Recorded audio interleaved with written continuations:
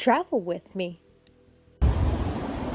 Hey fellow humans, Mina here. Welcome back to another walk and talk video, and just a quick apologies if you hear a bunch of jingling. I am just coming back from Seoul with a brand new tattoo that you can't see because it's on the arm that I'm holding the camera, but it's dope. Check out my Instagram. I'll be posting pictures when it's not all like red and inflamed. It's really dope, and it's also hot. So yeah, and my bag that I'm wearing is got like 50 bajillion keychains. So yeah, anyway, it is Pride Month, and I just finished watching the new Netflix series last night, Exo Kitty. And so I'm going to do something slightly different, and it's slightly related to Booktube / Authortube, I guess, and I'll get into why. But I'm going to do a little, oh, that's door's closed? Wait, that's not, okay, no. I thought it was something else, it's not.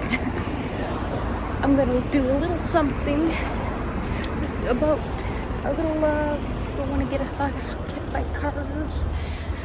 A little rant and praise all at the same time, because I both extremely love the show, and I'll save those whys later. But I also, as you can see, I live in Korea, so I know some things that the show doesn't, and we'll get into that. And how is me talking about a show? God, there's so many copyrighted music playing. I should have stayed walking on the other side. God, all these stores are like closed. Not a very good background. But yeah, why am I going to talk about this show and how is it related? Well, Exo Kitty, in case y'all didn't know, is a spin-off series from the Netflix trilogy movies To All the Boys I Loved Before. I'm pretty sure that's the title. It's quite long. At least it's To All the Boys. And that is originally a book series. So these movies are based off a book, and that's how it's related, because these are all book characters. So that's why I can talk about it, because I'm not like a movie or TV show critic, whatever, or anything like that. But I just want to talk about it because it made me feel some feels, and I really enjoyed it. But they're in the Korean side. I just want to clear some air, and it's super sunny. I don't even know if you can see me. I can see that sun in the background just glaring. It's also hot. So yeah, since it's Pride Month, I thought I'd talk about it. And since I just finished it yesterday and I need to talk about it, and I know none of my friends are going to be watching it, so here y'all are. So anyway, for starters, you can tell that this show, despite it really was filmed in Korea. I didn't look it up, but it was filmed in Seoul, which is awesome, and which is cool. I'd be like, hey, I was there, because I don't live in Seoul, but I go to Seoul often, and because it's not super far from me, and it was cool recognizing some stuff. But you can definitely tell that the show was written by Americans because of some of the cultural things, which is not bad. Like, the kids, they're doing very teenagey American things, like having relationships and having parties and making out and stuff like that. And just in here in the shade while we wait for the light to cross so I can cross the road. Yeah, kids here study like there's no tomorrow. They ain't got time to have a relationship. Well, they might, if like secret on the side, but it's nothing serious, and there's definitely no PTA, and parents are kind of frowning upon relationships, and it's like, it's especially in high school. This show takes place in high school, whatever junior year is. I'm Canadian, we don't use junior or senior or something. I think that's like the first year of high school. Anyway, it takes place in high school, the show. And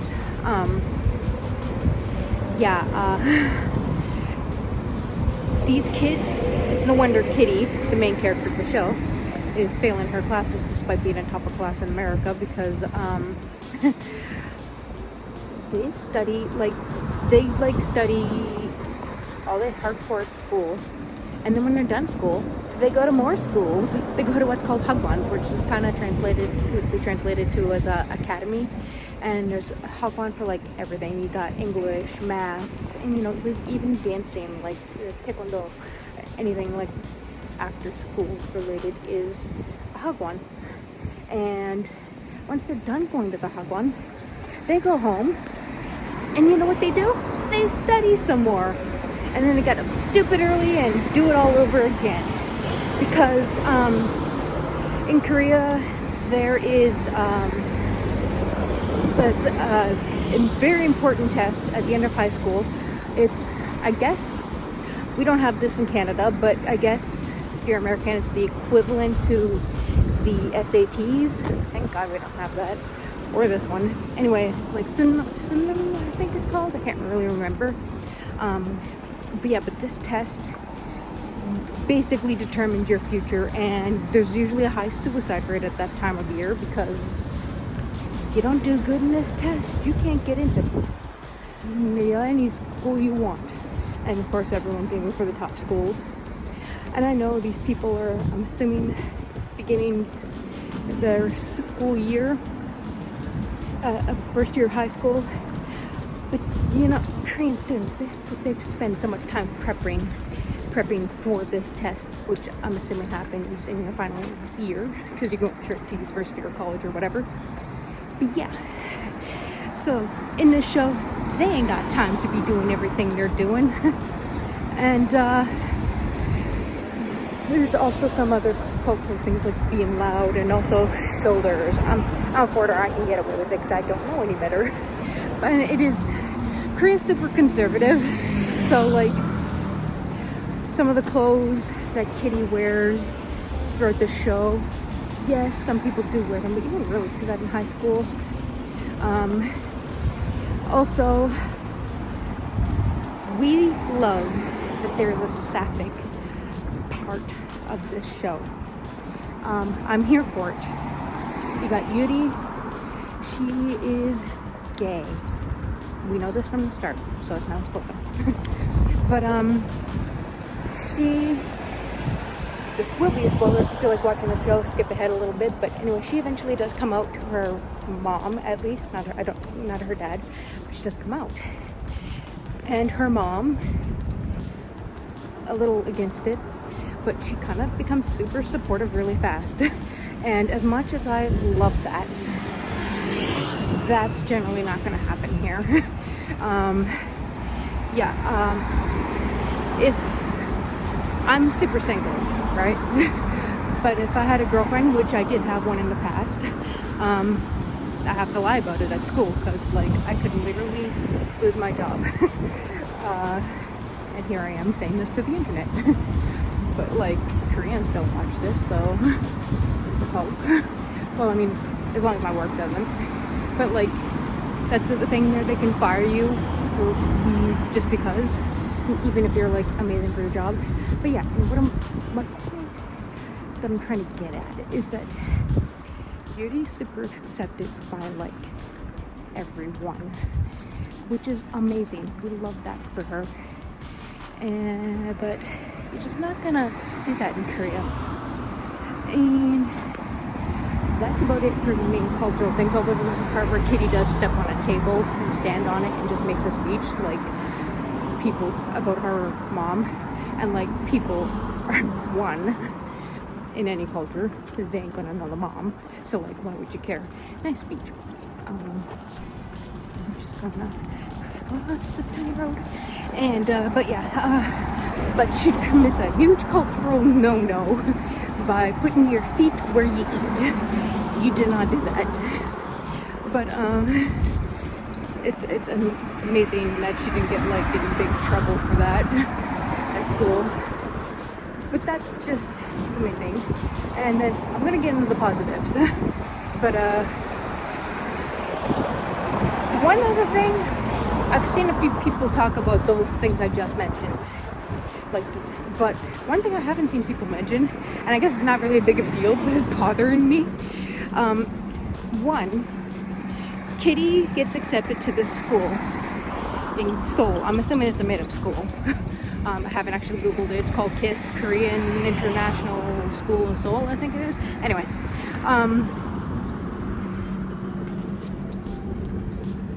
and she gets accepted right at the start of what would be the first semester of the new school year in America, which is September.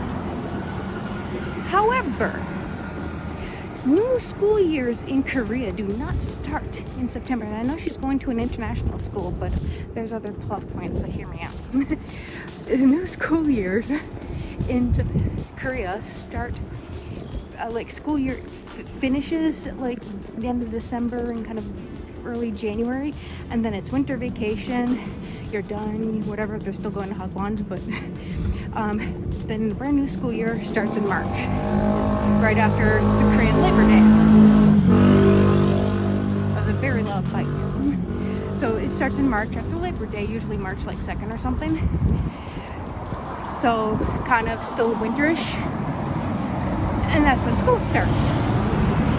But it's an international school, I can get it fine. But when Kitty arrives in Korea, all the trees are in full bloom, which is like still happening in September. But she passes some cherry blossom trees, you know, the pretty pink flower ones. We love the pretty pink flower season. Those aren't going to be there in September, because if she arrives at the start of a school year, if it's in an international school, because it is, because there's a lot of like non-Koreans, that shit like happens in like maybe end of March, maybe, and in April, and they're here for like 2 weeks, and then they just gone. Like you gotta catch them while you can, because then they're just normal regular trees. And I don't know why, but this bothered me throughout the show because it just messes up the timeline, because she gets, in theory, gets there in September, which is still pretty hot, by the way. And she's used to American heat, so I don't know how well she did there, but those trees should not be pretty pink flower trees. They should just be regular boring green trees. Well, not that they're boring, but they should just be regular trees. So yeah. And then later in the show, I realized it is taking place during September, because they celebrate Chuseok, which is like essentially a Korean Thanksgiving, and it's like almost a week-long holiday, and that usually takes place near the end of September, which means she did arrive in September, and those trees should not be pink. I don't know why that bothered me so much. Anywho, that's all I gotta say about that. On to the praise and why we're talking about it for Pride. So, I said earlier there wasn't going to be any spoilers, at least I think I did. Anyway, I lied. We're going to go into spoilers. So if you want to watch XL Kitty, turn off this video now and come back later. Because I really love this show. Is it perfect? No. But considering it came out in Pride season, I think it's just what we need, especially Kitty falls for, there's like 3 love interests, even though she doesn't consider one of them a love interest, although she might later. But like, what's great is none of them are white, which is great because they're in Korea, and Kitty is half Korean, half American. But yeah, Laura Jean, her sister, walked so she could run. Laura Jean's dating all the boring white guys back in America, but we got Kitty over here, which is, I love her so much more. Actually, I love this series so much more than I haven't read the books, but, and I might someday. But the first movie was pretty good. I don't really remember what happened in the second and third movie to all the boys because they were a little bit boring. And she ends up with this first guy from the first movie anyway. And according to, she doesn't make any, the main character, Laura Jean, doesn't make any cameos in this, but she's name dropped. And so is her boyfriend, Peter.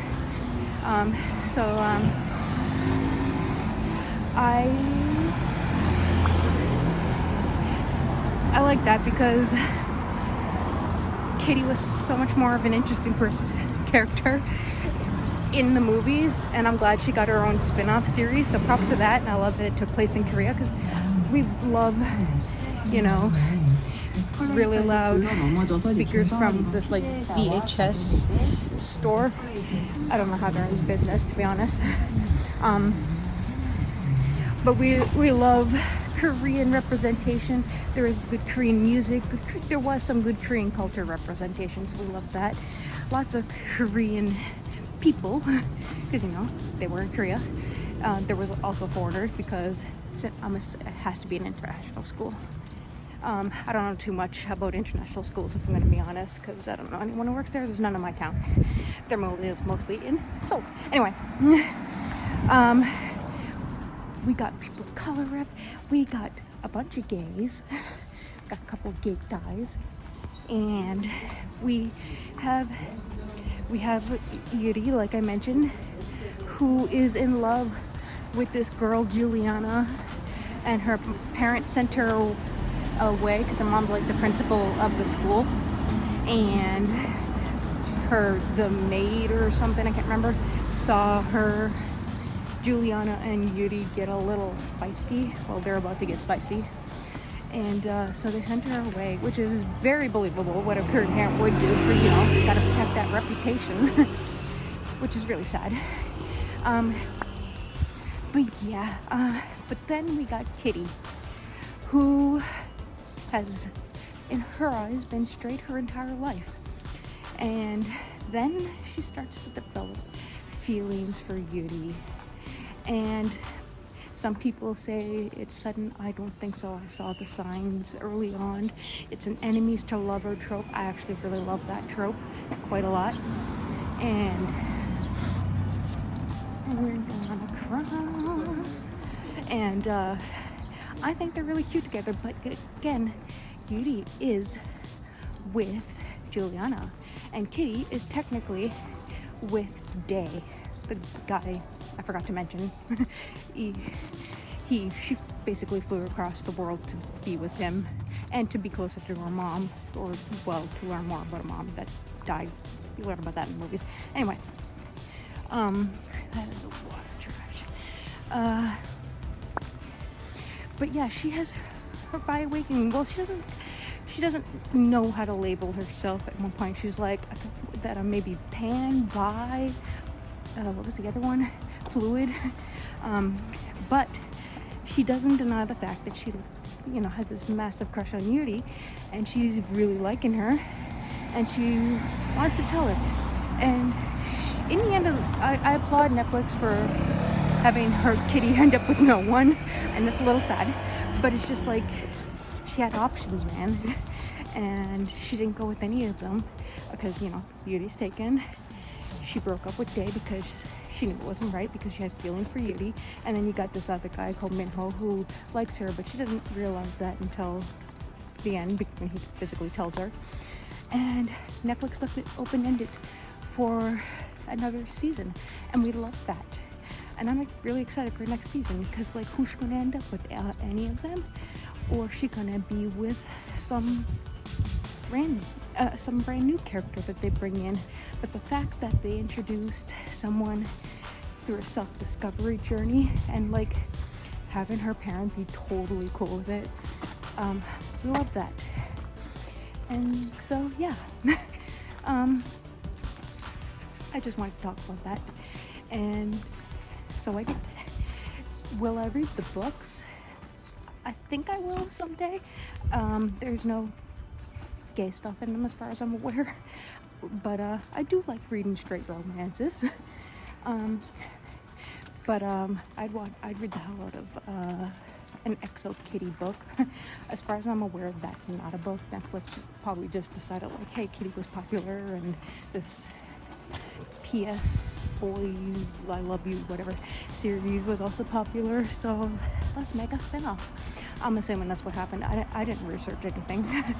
But I highly recommend it. It's not the greatest show in the world.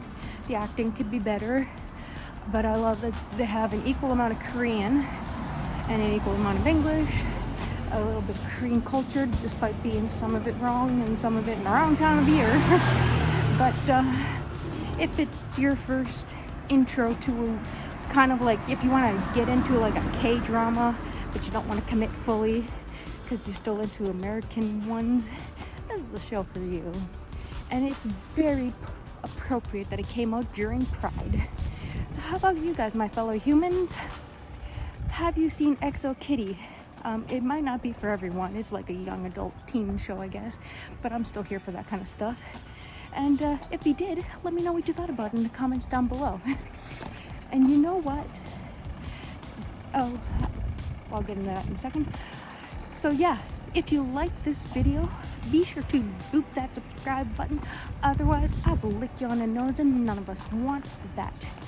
Now, if you also like self-discovery and, you know, positive LGBT stuff, for the most part, without giving spoilers, my debut LGBT plus novel, South, perfect read for Pride Month, came out last year. You can get it in paperback, hardback, ebook, and the links are in the description down below. And if you do, but I'd appreciate a review on Amazon and or Goodreads. It really helps to knock the road. And also, once again, I'm pretty sure Amazon is doing a sale again because it went back up, and now I think it's the paperback that's on sale. Anyway, if you want it for a stupid good price, you know, physical copy, check that out. So yeah, anywho, sorry for the super long video, but that's all I gotta say for now. If you want to keep hearing more about stuff, be sure to follow me on all your favorite socials, links below. Stay safe and take care. Happy Pride, and bye.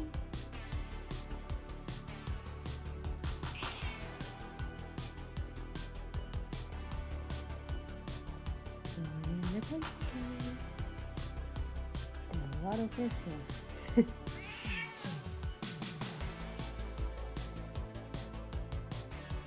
Love you, Soren. Cool.